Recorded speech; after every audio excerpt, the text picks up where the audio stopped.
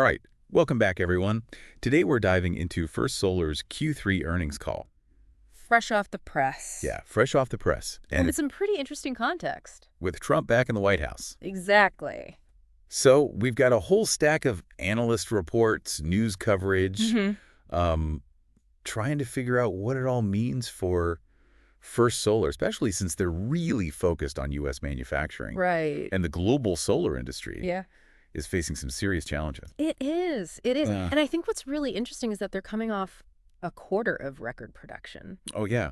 3.8 gigawatts of their thin film panels. Yeah, and that's not just a big number, Right. but it shows you something about their business model, Yeah. which seems very well designed to weather these kinds of storms. Yeah. They're focused on profitability Yeah, and strong financials Oh. over just breakneck expansion. absolutely. And I think that really jumps out at you when you compare them to some of their competitors Yes. who seem to be just chasing market share Yeah, at any cost. at any cost, Yeah, right?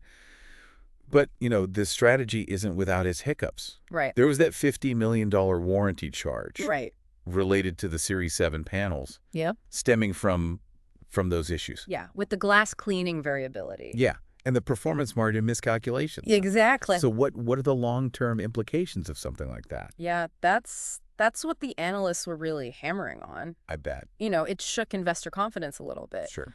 But to First Solar's credit, Yeah. they were very transparent about these issues. Yeah. And the fact that they were process-related, Right. not some fundamental flaw in the technology, Right. seems to have calmed people down. Yeah. They've implemented corrective actions, Yeah. and they've really stressed that ongoing Series 7 production Right. is not affected. So a bump in the road, not a total derailment. Yeah, I think that's a good way to put it. Yeah. Bump in the road.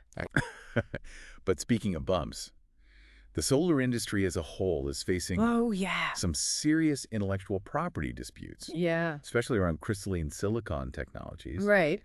And First Solar even sent out some patent infringement notices Yeah, they did. themselves Interesting. regarding TOPCon technology, which Mhm. they acquired back in 2013. Yeah, via Tetrasun Yeah. back in the day. So what's going on here?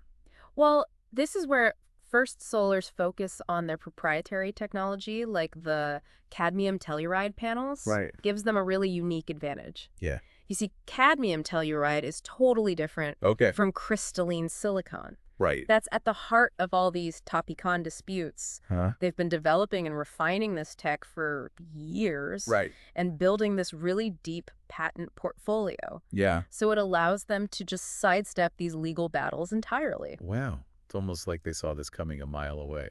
It is, isn't it? But this focus on their own technology seems to be playing out in their manufacturing strategy as well, Uh-huh. particularly in India. Yeah. They're shifting production there. Yeah, from fixed tilt. Yeah, to tracker panels. Yeah, to take advantage of higher U.S. pricing. Yeah, and those juicy domestic content bonuses under the IRA. Exactly. Smart, huh? It's a smart move, but, Yeah. it does raise some big questions. Of what? How much can the U.S. market actually absorb? Yeah. And could this shift put a strain on their India operations? Oh, interesting. Because remember, they were initially building those fixed tilt panels to meet demand in India. Right. And now they're going to be shipping most of them to the U.S. Yeah. So it's a tricky balancing act. It is, and this is all happening as Trump is back in the White House. Oh, yeah. How might that shake things up?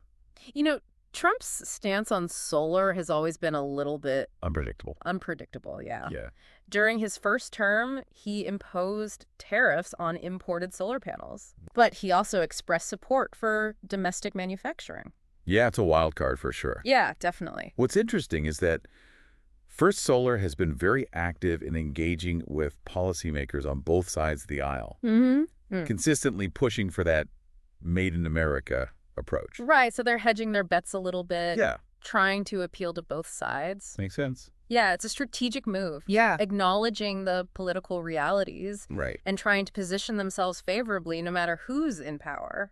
That's smart, but with all this uncertainty, Yeah. the election, the trade tensions, The IP battles. the IP battles, Yeah. it's got to be tough for First Solar to chart a course forward. Absolutely. But if there's one thing that's clear from this earnings call, Yeah. it's that First Solar is playing the long game. They're investing heavily in R&D, Yeah. particularly in these next-generation thin film technologies like Yeah. Cure and perovskite. Oh, cool. Yeah, these are technologies that could be absolute game changers. Yeah. But they're still years away from commercialization. So what does all this mean for you, our listener? Yeah, why should you care about First Solar's strategy in this global chess game? Yeah. Well, because First Solar's success or failure has implications far beyond their bottom line. Yeah. I mean, they're a major player in the clean energy transition. Right. And their choices, their bets, are going to have a ripple effect throughout the whole industry. So buckle up, folks. Yeah, it's going to be a fascinating ride. It is. It is. And one of the things that really jumped out at me from this earnings call was how First Solar addressed the Series 7 issues. There was a financial hit. Right. But they really turned it into an opportunity, showcase their commitment to quality and transparency. Oh, interesting. They didn't shy away from the problem at all. They ruined it, explained it, laid out a clear plan to address it. And that's a powerful message.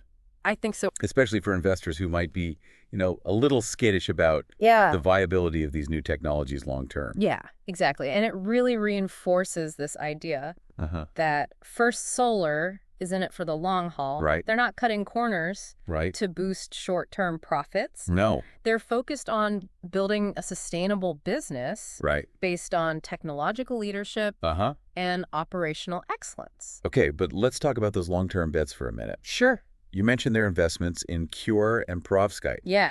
Can you unpack that a bit more? Yeah. So Cure is all about efficiency. Okay. It's a way of enhancing the performance of their existing cadmium telluride panels, potentially pushing them beyond the efficiency of even some of the best crystalline silicon panels on the market. So squeezing more power out of the same footprint. Yeah, that's a huge advantage in the solar world. Absolutely. What about Perovskite? Perovskite, that's a completely different beast. Okay. It's a material with incredible potential for solar energy conversion. Yeah. But it's still pretty early in terms of development. But if they crack the code. Oh, if they crack the code. It could revolutionize the industry. Wow. Perovskite solar cells have the potential to be incredibly cheap to produce. Okay. Highly efficient. And even flexible. Flexible? Yeah. That's amazing. Which opens up all sorts of new possibilities. Such as? For solar applications. Yeah. Think building integrated photovoltaics. Solar-powered fabrics. Wow. Things we haven't even imagined yet. See, this is what I love about this deep dive. What's that? We're not just talking about numbers and balance sheets. Right. We're talking about the future of energy. Exactly. First Solar seems to be right at the forefront. They are. And it's not just about the technology. What else is it about? It's about their approach. They're not just throwing money at every shiny new idea that comes along. Right. They're being very strategic. Yeah. Very disciplined in their investments. Why so? Focusing on areas where they think they can really make a difference. And that brings us back to that key question for our listener. Yeah. What does all this mean for you? Yeah. How does First Solar's strategy, their successes and challenges, how does that impact the bigger picture of clean energy adoption? It's all about confidence. Okay. First Solar's success in this turbulent market, in staying ahead of the curve, gives investors, utilities, policymakers confidence that solar can be a reliable, cost-effective, sustainable source of energy. So when you see First Solar reporting record production, investing in cutting-edge R&D, strategically positioning themselves to weather political storms. Yeah. It's a signal that the clean energy transition What is it? isn't just a pipe dream. It's happening. And it's happening now. Yeah. And companies like First Solar are leading the charge. So as we wrap up this part of our deep dive, I think it's safe to say that First Solar's Q3 earnings call wasn't just about numbers. Right. It was about a vision, a strategy for not just surviving, but thriving. Yeah. In a rapidly evolving industry. It's a reminder that the clean energy transition is complex, Yeah. multifaceted journey full of challenges and opportunities. Okay. And First Solar's story is a microcosm of that journey. Yeah. And their success, I believe, is a cause for optimism, a sign that we are moving toward a brighter, more sustainable future. Going through all of this, what really strikes me is how First Solar's strategy is almost like a throwback to a different era. It is. Like, in a world that's obsessed with hypergrowth and just rapid scaling, they're taking this very, measured long-term approach. It's almost counterintuitive, isn't it? It is. But, in an industry like solar, where government policies can shift on a dime. Totally. And you have all this technological advancement constantly disrupting things. Right. That disciplined approach might actually be their biggest asset. It's like they're playing 3D chess. Yeah. While everybody else is playing checkers. I like that. That's a good analogy. They're thinking several moves ahead. Yeah. Anticipating challenges and building in these buffers. Yeah, for their shocks, to withstand those shocks. Exactly. So that's why I think their strong financial position, their focus on profitability over just sheer volume. Yeah. That's so critical. It is. It gives them the flexibility to adapt, to invest in those long-term bets. Yep. Like Cure and Perovskite, without putting the whole company at risk. Absolutely. And it lets them ride out those bumps in the road. Series 7 issue. Right. They can absorb a $50 million hit. Yeah. Without panicking. Yeah. Without derailing their long-term plans. Exactly. And I think that long-term vision is really what sets them apart. Yeah. They're not just trying to win the next quarter. Right. They're trying to build a company, an industry that can power the world for decades to come. So for you, our listener, as you're navigating this complex world of clean energy, keep an eye on First Solar.